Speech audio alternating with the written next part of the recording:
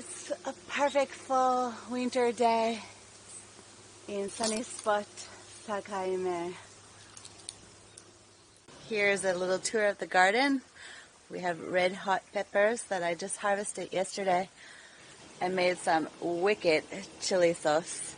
Basil, green peppers, still some tomatoes, struggling.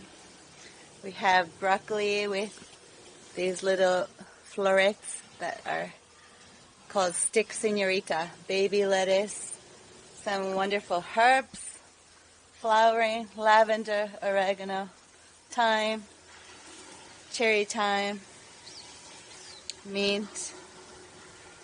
Here are some snow peas that we'll be harvesting in the spring. I gotta get a net going here to support them. And we have the Tsukune-imo here that once the leaves turn yellow, we'll be digging up the roots to see what kind of tubular we have. Should be good.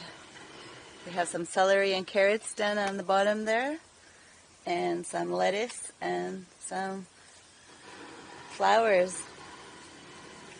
And here it is. I saved the best for last. It's my banana tree. Check out those bananas.